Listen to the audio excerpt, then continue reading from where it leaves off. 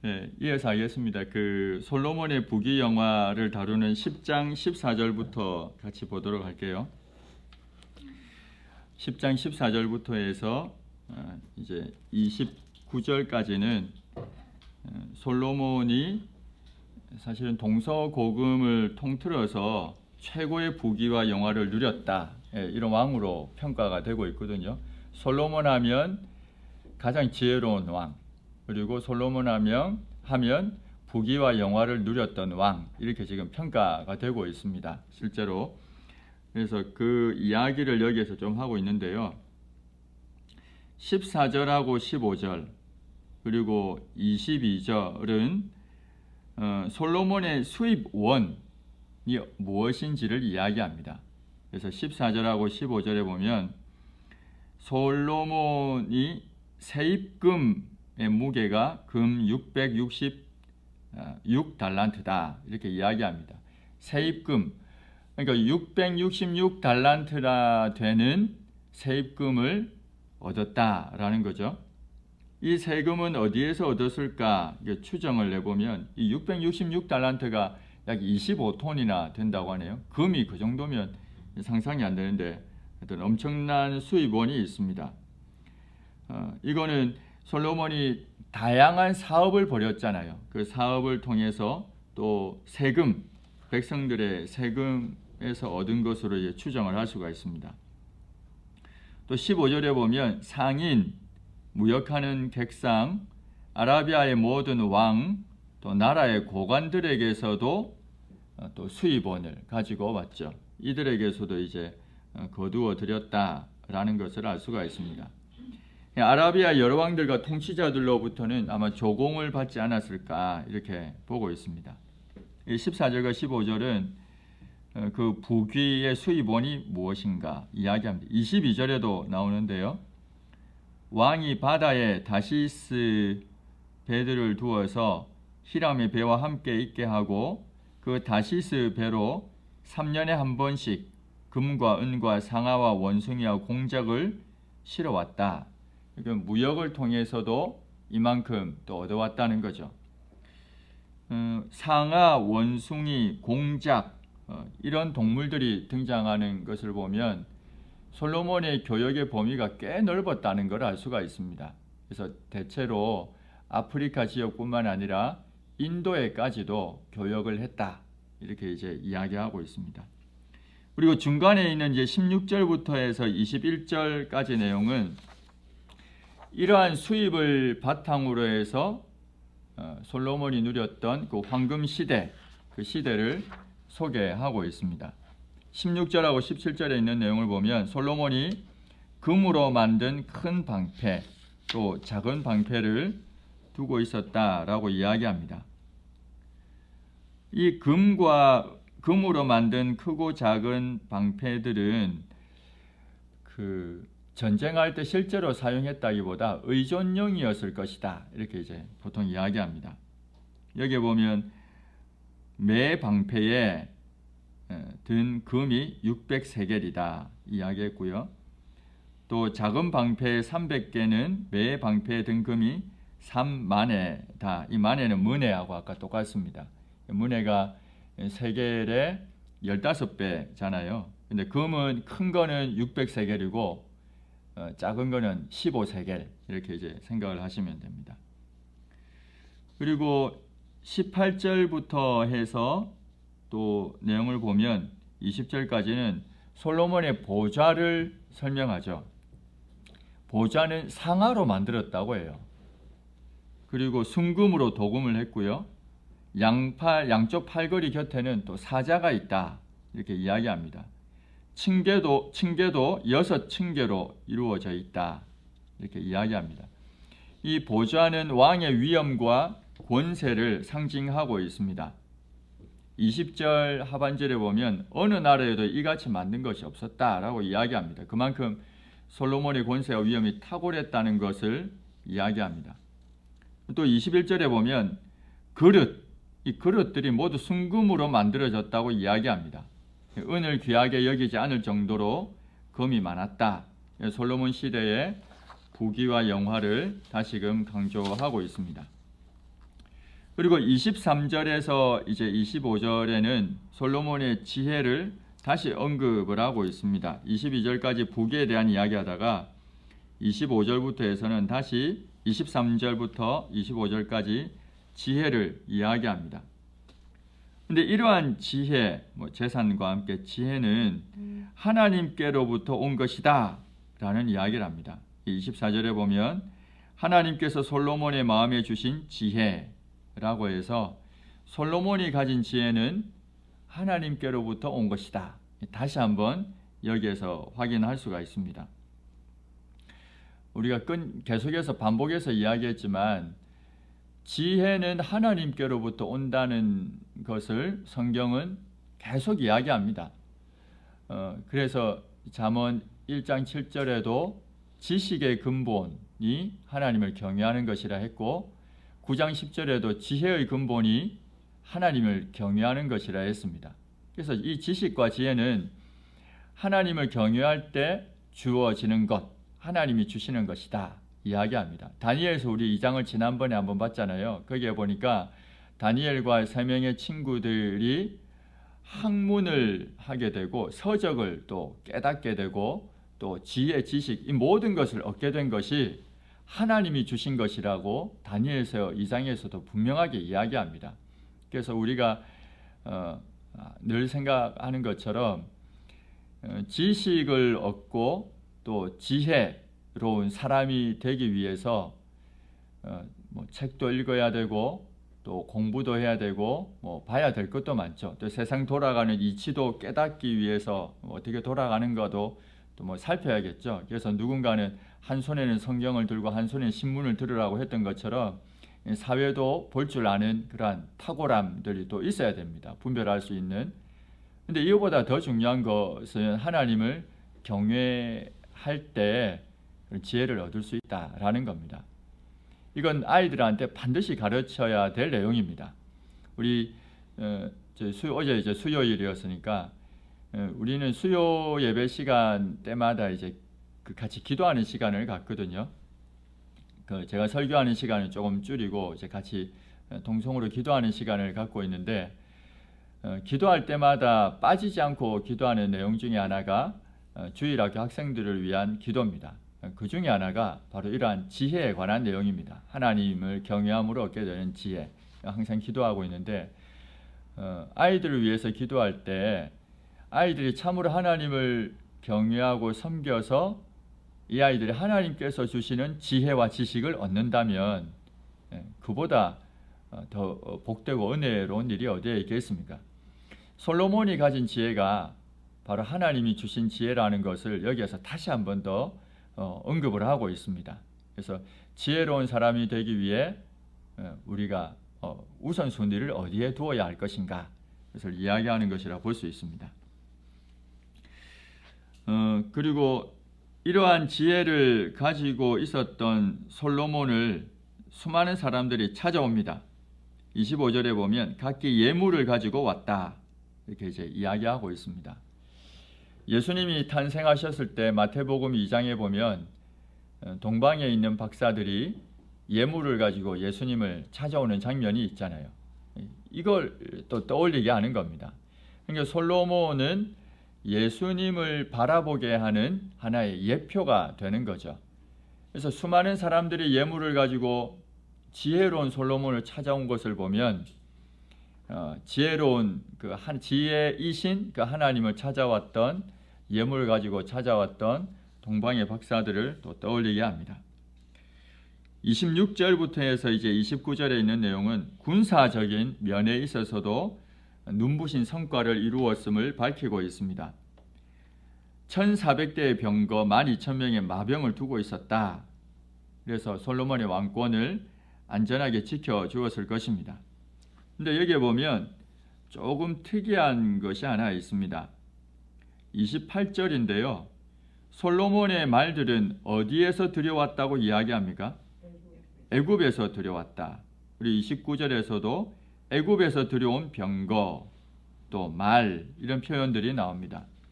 신명기 17장 16절에 보면 왕에 대해서 이야기할 때 병마를 많이 두지 말 것이다 또한 병마를 얻기 위해서 백성을 애굽으로 돌아가게 하지 말 것이라 기록하고 있습니다. 근데 솔로몬은 병마를 지금 엄청 많이 두었죠. 그리고 애굽에 가서 말을 또 가져왔죠.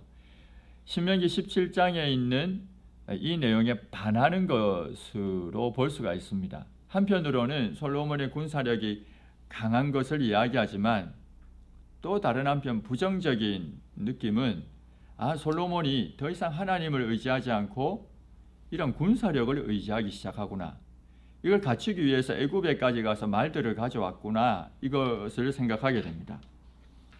그래서 이어지는 11장부터는 드디어 이제 솔로몬의 부정적인 모습이 전면적으로 나타나게 됩니다. 크게 두 가지로 요약되는데요. 하나는 이방인과의 통혼, 결혼이고요. 또 하나는 우상숭배, 이 두 가지로 솔로몬의 부정적인 면이 나타나게 되었습니다. 먼저 11장 이제 같이 볼 텐데요. 11장 1절에서 8절까지 한번 보겠습니다. 1절에서 8절까지 보면 솔로몬의 시릭 정치 그리고 우상 숭배의 모습을 보여줍니다. 솔로몬은 바로의 딸 외에도 이방의 많은 여인을 사랑했다 표현합니다. 모압, 암몬, 에돔, 시돈, 헷 여인이라 그 이야기했습니다. 이 사랑했다는 말은 이제 더 이상 정치적인 관계로만 있지 않다는 거죠. 애정을 가지고 있는 거잖아요. 우리가 처음에 바로의 딸을 왜 다윗 궁이 아닌 따로 궁전을 만들어서 따로 거하게 했을까라고 했을 때 그곳은 거룩한 곳이기 때문이다. 그래서 정치적인 이유로만 대했던 장면을 앞에서 봤는데 이제는 조금 느낌이 다릅니다. 다만 정치적이라기보다 이들을 사랑했다는 표현을 통해서 깊은 유대관계, 애착관계를 가지게 되는 것을 볼 수가 있습니다. 그리고 솔로몬이 이방 여인들을 사랑한 것은 또 하나는 솔로몬이 가지고 있었던 육체적인 욕망을 잘 보여주는 것이라 볼 수가 있습니다. 아내가 700명이고 첩이 300인이나 되었다. 이렇게 성경은 기록하고 있습니다. 이건 솔로몬이 육체적인 즐거움에 탐내겠다는 것을 보여주는 거죠. 신명기 17장 17절에 보면 왕은 아내를 많이 두어서는 안 된다라고 이야기합니다. 이방 여인을 아내로 두지 말라는 것뿐만 아니라 아내를 많이 두지 말라고도 이야기했습니다. 이 아내를 많이 둔다는 의미는 그냥 왕의 그만한 권세, 권위를 나타내는 표현이기도 하지만 또 한편으로는 그 왕이 육체적인 탐닉을 즐겼다는 것을 보여주기도 합니다. 그래서 신명기에는 그렇게 하지 말라고 이야기하는 거죠. 그 육체적인 탐닉을 즐기다 보면 결국은 타락에 이르게 됩니다. 언제나 영적인 타락이 함께 동반됩니다. 영적인 타락이 육체적인 타락을 가져오기도 하고 육체적인 타락이 영적인 타락을 가져오기도 합니다. 그래서 오늘날도 똑같습니다. 우리가 가만히 생각해 보면 내가 영적으로 타락에 갈 때 육체적인 타락이 같이 따라오거든요. 도덕적인 게. 근데 또 다르게 내가 도덕적으로 타락해 가고 있을 때 영적으로 동시에 타락해 가고 있는 것을 볼 수가 있습니다. 그래서 신명기에서는 왕은 아내를 많이 두지 말라 이렇게 이야기했던 것인데 솔로몬은 지금 많은 아내를 두고 있었습니다. 이러한 잘못된 관계는 결국 잘못된 결과를 초래하게 되었습니다. 육체의 방종은 영적인 매춘 행위, 곧 우상 숭배로 이어질 수밖에 없었고 그래서 하나님은 신명기 7장 3절 4절에 보면 이방인과의 통혼을 금지하셨습니다.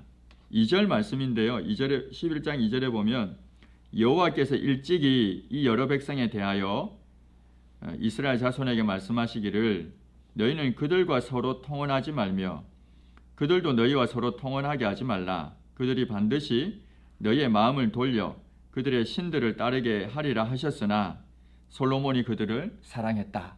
기록합니다. 2절에 있는 이 말씀은 신명기 7장 3절 4절 말씀을 인용한 것입니다. 이미 신명기에서 그 말씀을 하나님이 하셨고 그랬는데 다시 여기 언급을 하고 있는 거죠. 그런데도 불구하고 솔로몬은 그 이방 여인들을 사랑했고 마음이 돌려서 이방 신들을 우상을 숭배하게 되는 것을 볼 수가 있습니다. 그래서 5절부터 해서 7절은 구체적인 우상 숭배에 대한 이야기를 합니다. 시돈 사람의 여신 아스다롯을 따르고 이야기했습니다. 이 아스다롯이라고 하는 이 우상은 당시 이제 바벨론 아수르, 그러니까 이스라엘 땅의 동쪽에 있죠. 바벨론, 또 북쪽에 있는 아수르, 여기에서는 이시타르라고 알려져 있는 여신입니다. 이 바벨론과 마찬가지로 이 가나안에서 이 아스다롯, 그러니까 이시타르는 사랑과 풍요의 여신으로 그들에게는 여겨졌습니다. 그래서 아스다롯은 사랑의 여신, 풍요의 여신으로 알려졌습니다. 반면 이제 아수르와 블레셋에는 전쟁의 여신으로 또 불려지기도 합니다. 한편으로는 풍요, 사랑의 여신이고 한편으로는 전쟁의 여신으로도 불려졌습니다. 나중에 그리스 시대에 이르게 되면 혹시 그 그리스 로마 신화 보면 아프로디테 들어보셨죠? 여신, 바로 이 아스다롯입니다. 아스다롯 또 이시타르가 아프로디테로 나중에 되는 거죠. 동일시 되는 겁니다. 이곳에는 제의적인 매음 행위도 이루어졌습니다. 제가 여기 보시면 그림 두 개가 있는데 위에 여기에 있는 이 그림이 이시타르, 아스다롯의 형상이고요. 여기에 있는 이 여인은 우리 그리스의 로마 신화에 나오는 아프로디테 여신입니다. 이렇게 이제 그림을 그려놓은 거잖아요. 그림 그려놓은 건데 이런 형태로 나타나 있습니다. 한편으로는 풍요 또 사랑의 여신으로 나오고 또 한편으로는 전쟁의 여신으로 등장해서 자신의 나라를 지켜준다 이렇게 이제 여겼던 것입니다. 또 암몬의 밀곰과 몰렉이 등장합니다. 암몬 사람의 가증한 밀곰을 따름이라.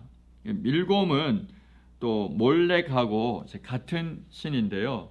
멜렉이라고 하는 왕, 여기에서 이제 비롯된 신인데 밀곰과 몰렉 숭배에서는 아이들을 불에 사르는 일이 행해졌습니다. 끔찍하죠. 그런 일이 실제로 벌어졌습니다. 여기 그림에 보시면 그 당시에 이제 장면을 보여주는데요. 이 소의 형상으로 하고 여 밑에 이제 사람 태우는 데입니다. 여기에 아이를 실제로 태웠어요. 이게 이제 그 장면을 보여주고 있죠. 우상 숭배하는. 그래서 당시에 암몬 사람들이 밀곰과 몰렉 우상을 숨겼고 여기에 아이들을 불에 태워서 제물로 드리기까지 했습니다. 또 7절에 보면 모압에 가증한 그모스가 등장합니다. 이 모압 왕 메사라고 하는 인물이 있는데요. 이 모압 왕 메사의 비문에 이 그모스라고 하는 우상이 이제 기록이 되어 있습니다. 열왕기하 3장 27절에 보면 이 메사, 이 모압 왕 메사가 이스라엘과 전쟁을 할 때 이제 위험에 처하게 되니까 자기 아들을 번제로 드렸습니다. 성경에 기록이 있습니다. 그모스에게. 여기에도 아들을 번제로 드리는 이야기가 나옵니다. 그래서 참 가증한 그러한 우상들이었죠. 하나님 앞에 심히 혐오스러운 것들이었는데 이러한 우상을 누가 섬겼는가 하면 솔로몬이 이걸 따르고 있습니다. 그러면서 7절에 이러한 우상들을 어디에 두었다고 했습니까? 7절 뒤에 보면 예루살렘 앞 산에 산당을 지었다 이야기합니다. 예루살렘 앞에 있는 산은 어디를 말하는가 생각할 때 기드론 시내가, 예루살렘이 있으면 동쪽에 기드론 시내가 있습니다. 그 기드론 시내에 있는 그 건너편에 바로 산이 감람산이거든요. 그 산에 있다는 거예요.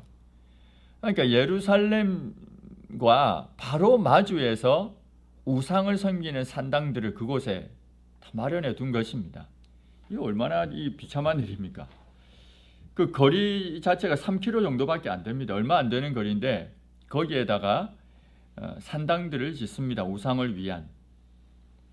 이스라엘 백성들이 출애굽한 뒤에 모세가 시내산에 올라갔을 때 거기에서 금송아지 우상 숭배한 것과 다를 바가 없는 거죠. 이런 일을 솔로몬이 여기에서 행하고 있습니다. 솔로몬과 다윗의 모습에 크게 이제 차이점 중에 하나가, 다윗은 우상 숭배는 하지 않았어요. 다윗의 모습을 보면, 다윗에 관한 내용을 글을 읽어보면 다윗이 우상 숭배했다는 내용은 없습니다. 근데 솔로몬은 이제 우상을 숭배하기까지 합니다. 4절에 보면 노년기에 나이가 많은 때에 분별력을 잃어서 아내로 맞이한 이방 여인들의 미혹에 이끌려 우상 숭배에 빠지게 된 것입니다. 처음에 이방 여인들을 데려왔을 때는 종교적인 이유는 아니었죠. 정치적인 이유였잖아요. 근데 나이가 들고 분별력이 떨어지기 시작할 때 이제 그 여인들을 사랑하게 되고, 이게 종교적인 것까지 이제 나아가게 된 거죠. 불의를 가까이 하게 되면 결국에는 그 불의에 빠질 수밖에 없는 우리의 연약한 모습을 한편 보여주고 있습니다. 그래서 불의를 가까이 하지 않아야 된다는 것을 또 한번 생각하게 됩니다. 11장 9절에서 25절은 하나님의 진노와 심판을 다루고 있습니다. 이제 11장 9절부터 해서 보면 하나님의 진노와 심판이 어떻게 나타나는가 25절까지 자세하게 이야기하고 있습니다. 솔로몬의 우상 숭배는 어떤 사람은 이런 표현을 했거든요. 그 면전에다가 주먹을 갖다 대는 것이다. 하나님의 편에 봤을 때는 면전에 주먹을 갖다 대는 그러한 배신과 반역이라는 거죠. 그래서 하나님이 진노하시게 됩니다. 9절 상반절에 보면 여호와께서 그에게 진노하시니라. 우리가 지난 시간에 진노라는 단어를 말씀드렸는데 기억하실지 모르겠습니다. 진노가 우리 신체 중에 어디라고요? 콧구멍입니다. 콧구멍. 그만큼 하나님이 흥분해서 이 코가 팽창해지는 그런 표현을까지 쓰면서 면전에다가 주먹을 들이대고 있는 솔로몬을 향해 진노하고 있습니다. 이 진노는 그냥 진노로 끝나지 않습니다. 중대한 변화를 초래하게 되었습니다. 그래서 솔로몬에게 베풀어졌던 그 모든 은혜들, 그것들이 이제 다 사라지게 된다는 것을 볼 수가 있습니다. 11절 하반절에 보면 내가 반드시 이 나라를 너에게서 빼앗아 너의 신하에게 주리라 이야기하죠. 그래서 나중에 솔로몬의 아들이었던 르호보암 뿐만 아니라 그의 신하였던 여로보암에게 그 나라가 이제 나뉘어지게 되는 것을 볼 수가 있습니다. 언약의 관점에서 보면 솔로몬의 행위는 하나님과의 언약을 깨뜨린 거죠. 사무엘하 7장 14절에 보면 하나님의 언약을 한마디로 이렇게 이야기할 수 있어요. 나는 너의 하나님이 되고 너는 나의 백성이 될 것이다. 이게 언약 관계인데 이게 이제 깨뜨려졌다는 것입니다. 솔로몬이 파괴한 거죠. 그래서 하나님께서 솔로몬의 그 왕권을 빼앗아 간다고 할지라도 솔로몬은 항변할 말이 없습니다. 그런데 하나님은 어떻게 하십니까? 그럼에도 불구하고 언약을 신실하게 지켜나가십니다. 왜 그럼에도 불구하고 파기에도 마땅함에도 불구하고 언약을 신실하게 지켜나가시는 이유가 뭔가? 라고 할 때 13절 하반절은 이렇게 이야기하고 있습니다. 13절에 보면 오직 내가 이 나라를 다 빼앗지 아니하고 내 종 다윗과 내가 택한 예루살렘을 위하여 한 지파를 네 아들에게 주리라. 하나님께서 택한 이 다윗 그리고 예루살렘을 위해서 언약을 완전히 깨뜨리지는 않겠다라는 겁니다. 그래서 솔로몬 때에 이런 일이 벌어지지 않고 그의 아들 때에 이루어지게 됩니다. 연기가 되죠. 그리고 아들 때 이루어진다 할지라도 다 빼앗지 않고 한 지파는 남겨두겠다 이렇게 이제 약속하시는 내용입니다.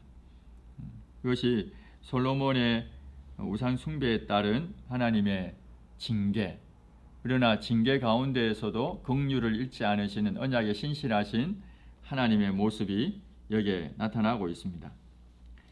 하나님이 여러 가지 징계의 채찍을 드십니다. 하나님께서 사무엘하 7장 14절에 보면 사람의 매와 인생의 채찍으로 징계할 것이지만 사울에게서 은총을 빼앗은 것처럼은 하지 않겠다 이렇게 하셨는데 이제 징계하시는 거죠. 사람의 매와 인생의 채찍을 드십니다. 14절에서 22절에 보면 에돔 사람 하닷이 등장합니다. 하닷은 에돔의 왕손이었는데요. 다윗 시대에 이스라엘의 공격을 받아서 애굽으로 도망했던 인물입니다. 그래서 애굽으로 도망했는데 참 희한하게도 그곳에서 애굽의 왕의 환대를 받게 되고 왕실의 여인과 결혼까지 하게 됩니다. 그래서 이후에 이 하닷은 다윗과 요압이 죽은 것을 이제 확인하고 다시 에돔으로 돌아와서 솔로몬을 괴롭히고 있는 겁니다. 지금. 그래서 주변에 있던 에돔이 이제 솔로몬을 괴롭힌다는 이야기입니다. 대적이 되었다라는 거죠. 근데 좀 특이하지 않습니까? 이 하닷이 다윗 시대에는 애굽으로 도망을 했던 인물인데 이제 다시 돌아와서 솔로몬을 괴롭히는 것을 보면 하나님의 오묘한 섭리를 여기에서도 우리가 볼 수가 있습니다. 또 23절하고 25절에 보면 수리아 왕 르손이 등장을 합니다. 이 르손은 소바 왕이었던 하닷에셀을 섬겼던 사람이었는데 이 다윗이 이 소바를 공격을 하니까 사람들을 모아서 다메섹으로 도망해가지고 수리아 왕이 된 인물입니다. 그래서 이 사람도 솔로몬을 괴롭히는 대적이 되었다라고 이야기합니다. 하닷의 에돔은 이스라엘의 남쪽 지역이고요. 수리아는 북쪽 지역입니다. 그래서 남쪽, 북쪽 모두에서부터 이제 대적이 생겨나게 되고 어려움을 겪게 된다는 것을 알게 됩니다. 근데 이뿐만이 아닙니다. 솔로몬은 가장 큰 대적이 내부에서부터 일어나게 됩니다. 그게 11장 26절에서 40절입니다. 11장 26절에서 40절에 보면 이제 남쪽과 북쪽에 대적이 등장하는 것뿐만 아니라 내부에 대적이 생겨난 것을 볼 수가 있습니다. 이 내부에 등장한 인물은 솔로몬의 신하들 가운데의 한 사람이었습니다. 누군가 하면 여로보암이라고 하는 인물입니다. 이 여로보암은 선지자 아히야의 말에 힘을 입어서 솔로몬에게 반기를 들게 됩니다. 이번에는 하나님께서 직접적으로 개입하시죠. 이전에 그 하닷이나 르손 같은 경우에는 간접적으로 하나님이 개입을 하셨는데 이번에는 직접적으로 선지자를 보내서 여로보암에게 이야기해주고 그래서 여로보암이 반기를 들게 됩니다. 여로보암은 에브라임 지파 출신입니다. 그리고 솔로몬 건축 사업에 동원되었던 인물이었습니다. 뿐만 아니라 큰 용사로 불릴 정도로 무용에도 뛰어난 사람이기도 했습니다. 또 여로보암은 일을 잘했습니다. 능숙하게 일을 잘했습니다. 그래서 솔로몬의 고위 관료로 발탁이 되기까지 합니다. 요셉 족속의 모든 일을 책임을 지게 됩니다. 므낫세와 에브라임 지파의 일을 다 책임을 지게 됩니다. 유능한 사람이었습니다. 또 한편으로는 리더의 자질을 갖추고 있었던 그러한 인물들이었습니다. 여로보암이 솔로몬에게 반기를 든 이유가 무엇인가 라고 할 때 먼저 외부적인 요인을 생각해 보면 두 가지를 생각할 수가 있습니다.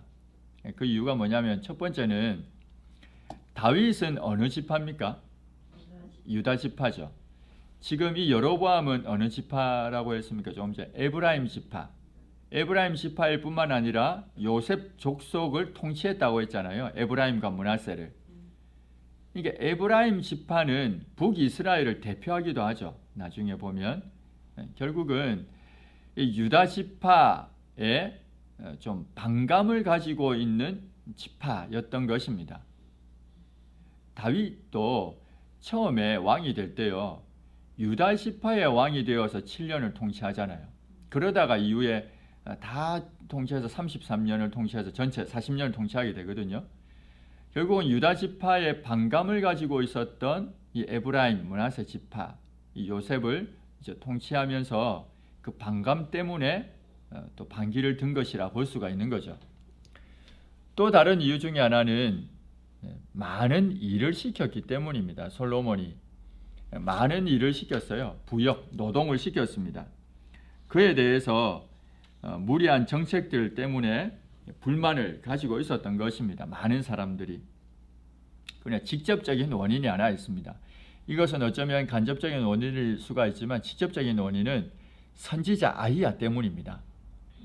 선지자 아히야가 여로보암을 만나서 너는 10지파의 왕이 될 것이다 라는 메시지를 들려주게 돼요. 그래서 선지자가 새 옷을 입고 있었는데 이 옷을 찢습니다. 그래서 10조각을 여로보암에게 주죠. 너는 10지파의 왕이 될 것이다 라는 이야기를 합니다. 그래서 이제 반역을 하게 돼요. 그런데 우리가 여기서 질문해 보고 싶은 게 있는데요. 선지자 아히야가 자신의 옷을 찢어서 10개를 여로보암에게 주었다 한 것은 여로보암이 솔로몬에게 반역을 하라는 말이겠습니까? 아니면 10지파에 너는 왕이 된다는 말이겠습니까? 선지자 아히야 말은 반역을 하라는 걸까요? 아니면 너는 10지파를 통치하게 될 것이다 이 말일까요? 네, 통치하게 될 것이다 그 말입니다. 그런데 반역을 한 거죠. 우리가 뭘 생각해야 되는가 하면 여로보암이 반역한 것을 이게 하나님의 뜻인가? 그렇진 않다는 겁니다. 선지자 아히야가 그 말을 한 것은 반역하라는 말이 아니라 10지파를 통치하게 될 것이라는 이야기를 한 거죠. 반역하지 않으면 어떻게 될까요? 그래도 10지파를 통치하게 될 것입니다. 그런데 여로보암은 반역을 하죠. 누구하고 비교될 수 있습니까? 가만히 생각해 보면 다윗이 사무엘에게 기름 부음을 받잖아요. 당시의 왕은 누구였습니까? 사울이었죠. 사울이 왕으로 있을 때 하나님은 다윗에게 기름을 부으면서 네가 왕이라고 했잖아요. 이제 네가 왕이 된다. 그런데 그 이후에 다윗이 어떻게 했습니까? 사울을 죽일 수 있는 기회가 있었음에도 불구하고 안 죽이죠. 여호와의 기름 부음 받은 자를 내가 죽일 수 없다고 하잖아요. 기다리죠. 2번이나. 그렇게 해서 왕이 됩니다. 다윗은.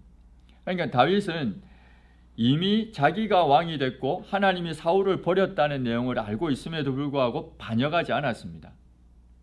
그래서 나중에 왕이 됩니다. 기름 부음을 받았기 때문에. 반면 여로보암이 솔로몬에게 반기를 든 것을 정당하다고 말할 수 없다는 이야기를 지금 하고자 하는 겁니다. 선지자 아히야가 10개를 주면서 10지파를 다스리게 될 것이라 했지만 이 말은 반역하란 말은 아니었다라는 겁니다. 결국 여로보암의 이러한 행동은 그가 장차 어떠한 통치를 하게 될 것인가를 엿보게 합니다. 그래서 나중에 여로보암의 모습을 보면 12장, 13장 넘어가면 14장까지 여로보암의 길로 행했다는 표현이 등장을 하게 돼요. 우상 숭배의 완전 전형적인 인물로 나타나게 됩니다. 하나님은 우상 숭배에 빠진 솔로몬을 이처럼 징계하셨습니다. 간접적으로는 어떻게 하셨습니까? 북쪽에 수리아 왕 르손 이 대적이 되고요. 남쪽에 에돔 왕 하닷이 대적이 되어서 공격을 했죠. 직접적으로는요. 신하였던 여로보암이 반역을 하죠. 여로보암도 나름대로 막 이유가 있었을 것입니다. 그러나 여로보암의 행동은 반역한 행동은 하나님의 뜻과는 상관없다라는 겁니다. 그렇게 이제 반역을 한 거죠.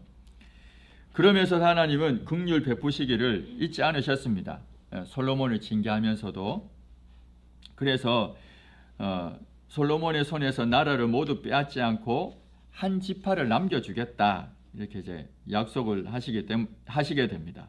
32절에서 그 이야기를 합니다. 34절에는 조금 더 구체적으로 이렇게 이야기합니다. 그러나 내가 택한 내 종 다윗이 내 명령과 내 법도를 지켰기 때문에 내가 솔로몬의 생전에는 온 나라를 그의 손에서 빼앗지 않고 주관하게 할 것이다. 그 36절에서도 내 이름을 두고자 하여 택한 성읍 예루살렘에서 내 종 다윗이 항상 내 앞에 등불을 가지고 있게 할 것이다. 이게 등불이 등장합니다. 등불. 우리가 아는 대로 빛이죠, 빛. 하나님의 은혜로 말미암아 주어진 빛입니다. 다윗에게 있는 등불은 하나님의 은혜로 주어진 빛이었잖아요. 하나님의 언약으로 인해서 이 빛이 항상 있을 것이다 라는 표현입니다. 결국 이 빛은 어디에까지 이어지게 됩니까? 신약에 이르게 되면 예수님에게로 이어지죠. 그래서 요한복음 1장에 보면 이 땅에 참빛으로 오신 예수님을 이야기합니다. 요한복음은 참빛이라는 표현을 사용하고 있습니다. 빛이 있는데 예수님이 참빛이다 라는 이야기를 합니다. 그러면 그 다른 빛들은 가짜인가 거짓인가? 그렇진 않죠. 그 다른 빛들은 뭐겠습니까? 구약시대에 끊임없이 비춰왔던 빛들은 어떤 빛들이 있겠습니까? 하나님이 세우신 왕들을 통해서 혹은 선지자들을 통해서 끊임없이 빛이 비춰왔죠. 그러나 이제는 그러한 빛이 아니라 참빛, 진짜 빛이 왔다. 그 이야기를 지금 요한복음 1장은 하고 있는 겁니다. 그래서 참빛이라 해서 나머지 빛이 거짓이고 가짜라는 의미는 아닙니다. 여전히 비춰왔지만 이제는 온전한 참빛이 왔다. 그 이야기합니다. 요한복음 15장에 보면 또 참 포도나무 이야기하잖아요. 이때 참 포도나무는 포도나무와 비교해서 참 포도나무를 이야기하고 있는 겁니다. 포도나무는 구약시대의 이스라엘 백성들을 하나님이 포도나무라고 하셨습니다. 그래서 이사야서 5장에도 나오고 예레미야 2장에도 나오는데 어떤 표현인가 하면 내가 땅을 파고 거기에서 돌멩이를 이제 다 빼내고 그리고 거기다가 극상품 포도나무를 내가 이제 심었다. 포도원에다가 망대도 세우고 그리고 술틀도 만들고 자 이제 좋은 열매를 맺기를 이제 기대하고 있는 겁니다. 농부가. 그런데 그 포도나무가 뭘 맺었을까요? 들포도를 맺은 겁니다. 거기에 대한 실망이죠. 사실은 하나님은 이스라엘 백성들을 택해서 좋은 포도 열매를 맺는 포도나무로 삼고자 하셨습니다. 실패하게 되죠. 그래서 누가 등장하냐면 참 포도나무인 예수님이 등장을 하는 겁니다. 그래서 백성들로 하여금 참 포도나무인 예수님에게 붙어 있어야 되고 또 거기에서 표면적인 그리스도인이 아니라 야고보에서 이야기하고 있는 행함이 있는 그리스도인의 삶을 살 때 열매를 맺게 될 것이다. 이런 이야기들이 요한복음 15장에도 나옵니다. 요한복음에 읽다 보면 참 포도나무, 참빛 이런 표현들이 이제 종종 등장을 하는데 그것은 그만큼 그 참빛 외에 또 어떤 빛이 있었다. 참 포도나무 외에 어떤 포도나무가 있었다. 이걸 생각하게 하는 겁니다. 그 구약을 떠올리게 하는 거죠. 여기에서도 우리가 봤지만 등불에 관한 이야기거든요. 결국 이 등불은 다윗의 후손으로 지속적으로 이어지다가 예수 그리스도에 이르게 됩니다. 이제 솔로몬의 죽음 또 르호보암의 등극하는 이야기를 볼 수가 있습니다. 11장 41절에서 43절까지 보면 그 이야기가 나옵니다. 41절에 보면 솔로몬의 남은 사적과 그의 행한 모든 일 또 그의 지혜는 솔로몬의 실록에 기록이 되었다.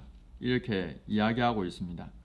열왕기상 1장에서 11장에 나오는 이 모든 솔로몬의 사적들은 솔로몬의 실록에 기록이 되어 있는 것 중에 선별한 것이다 볼 수가 있죠.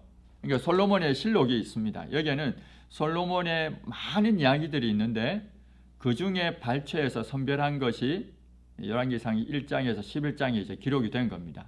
이게 영감된 거죠. 하나님의 말씀이 된 겁니다. 그죠? 그 이야기를 여기서 하고 있습니다. 솔로몬 실록은 궁정 문서였을 가능성이 많습니다.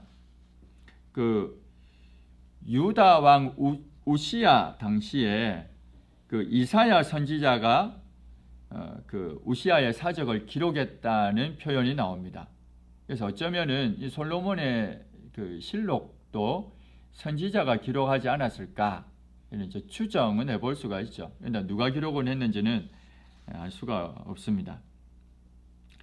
그 열왕기 기자는 이제 이 통치 기록을 마무리하면서 주요 업적이나 특이 사항들을 언급하고 있는데 여기에는 솔로몬에 대해서 크게 두 가지 이야기를 합니다. 하나는 그의 행한 모든 일, 또 하나는 그의 지혜. 솔로몬에 대해서는 그가 행한 모든 일, 또 그의 지혜, 이렇게 해서 두 가지를 크게 이야기합니다. 행한 일은 뭘 했습니까? 솔로몬은 제일 크게 한 게 건축사업, 또 하나는 외교활동, 이걸 많이 했죠. 그게 이제 많이 기록이 되어 있고요. 또 다른 것은 솔로몬의 지혜에 관한 이야기입니다. 솔로몬 이야기하면 특히 이제 지혜에 관한 얘기를 계속해서 반복적으로 하고 있습니다. 지혜로 재판을 해서 백성들을 통치하는 그 이야기입니다. 그래서 우리가 그 위정자들을 위해서 기도할 때 우리가 그 나라를 통치하는 정치가들 또 그들을 위해서도 기도하지 않습니까? 로마서 13장에 있는 표현처럼 그들을 위해서 계속해서 우리는 기도해야 할 것입니다. 근데 어떻게 기도할 것인가 생각을 하면 그들이 다 예수님을 믿게 해주세요 이렇게 기도하는 게 필요하죠. 그것도 우리가 마땅히 기도해야 됩니다. 또 하나님 두려워하는 마음도 주세요. 그것도 기도해야 됩니다. 근데 또 기도할 것이 지혜를 달라고 기도해야 할 것입니다. 그러니까 위정자들에게 지혜를 주셔서 바르게 분별할 수 있도록, 그래서 정의로운 사회를 구현하고 평화로운 사회를 구현해 나갈 수 있도록 우리 예배 모범에 그 웨스트민스터 신앙고백서 예배 모범에 보면 이로 인해서 예수님 믿는 사람들이 평안한 가운데서 예배할 수 있도록 위정자들을 위해서 기도하라고 이야기합니다. 그래서 지혜를 가진 사람이 정의롭게 통치하는 그러한 나라가 되도록 우리는 또 마땅히 기도해야 하는 것입니다. 지금 이 나라를 위해서 기도할 때도 우리는 이것을 가지고 기도해야 돼요.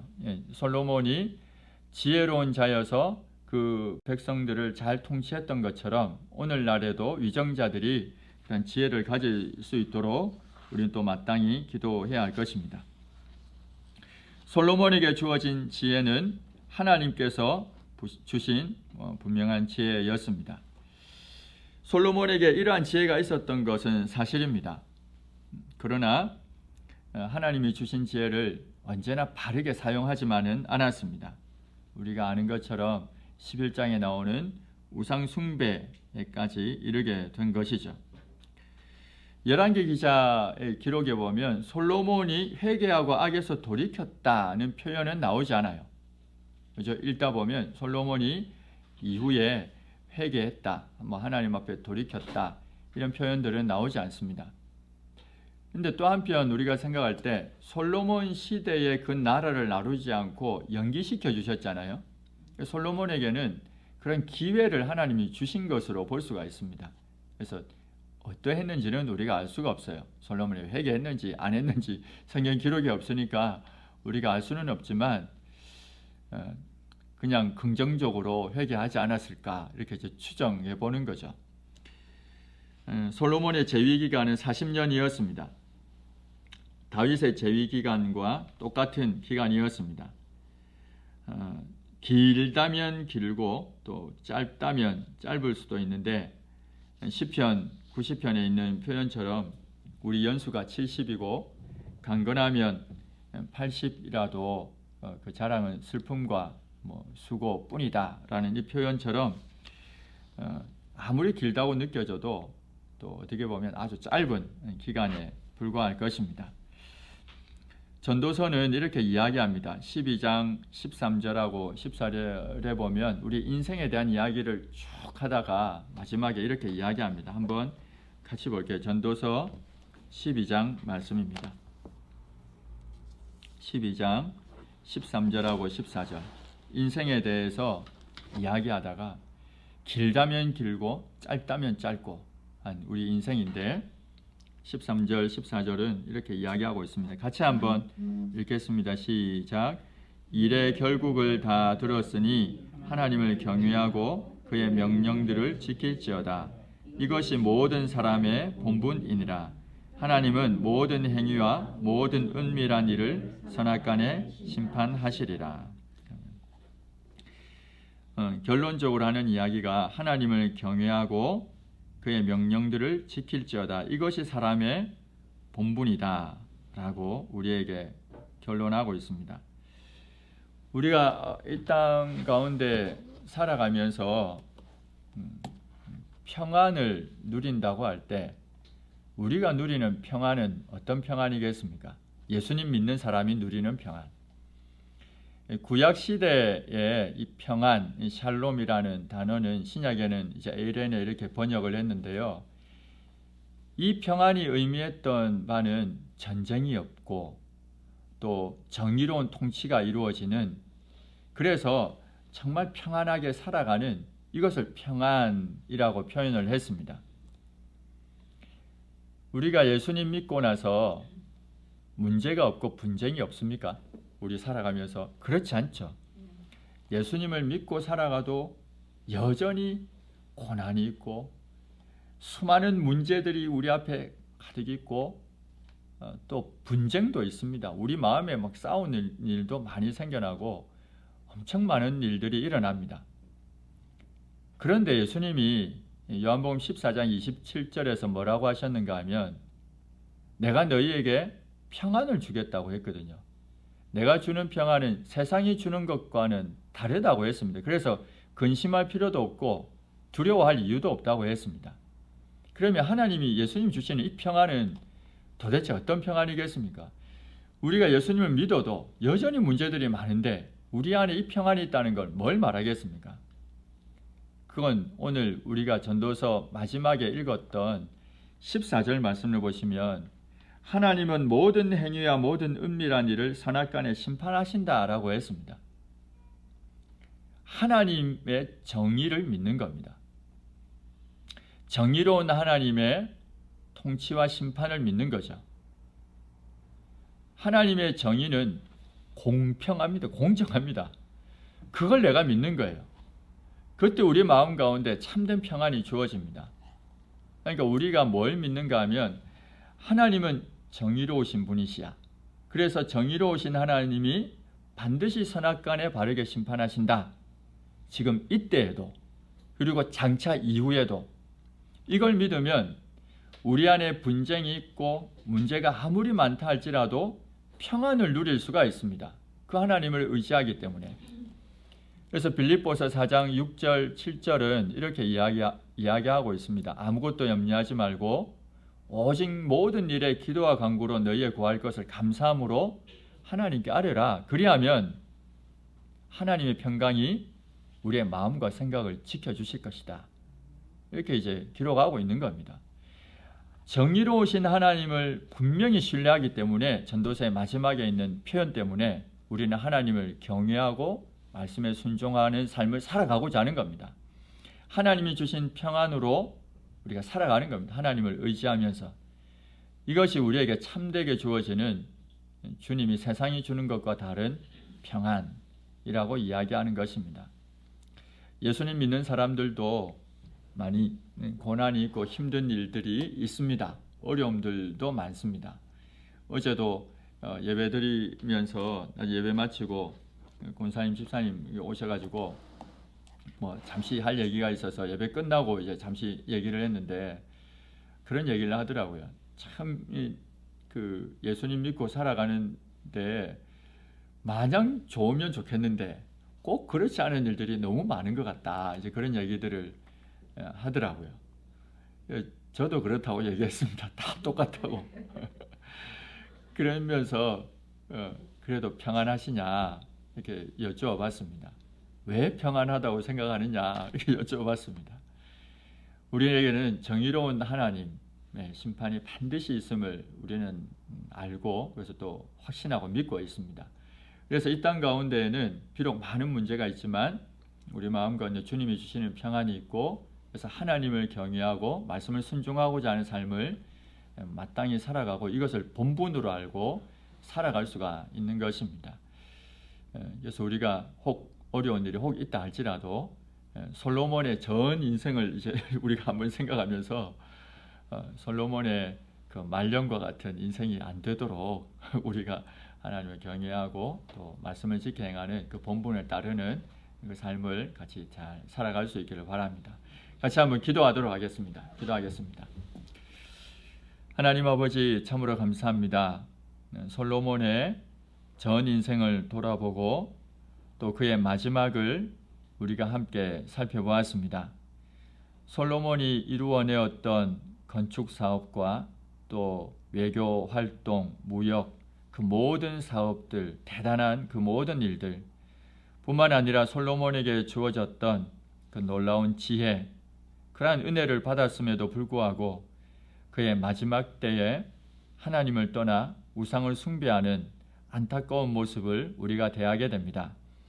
하나님의 징계가 있었고 또 징계 가운데에서도 하나님의 긍휼하심이 여전히 나타나는 것을 우리가 살펴보았습니다. 솔로몬의 인생을 보면서 우리의 인생을 돌아보게 하시고 그래서 전도서에 있는 그 말씀과 같이 일의 결국을 다 들었으니 이제 하나님을 경외하고 하나님의 말씀에 순종하는 본분된 사람의 본분된 이 삶을 살아가는 저희의 삶이 되게 하여 주시고 정의로운 하나님의 심판을 우리가 믿고 또 그 하나님을 의지하면서 이 땅 가운데 평안 가운데 살아가도록 주님 인도해 주시기를 간절히 소원합니다. 감사합니다. 예수님의 이름으로 기도합니다. 아멘.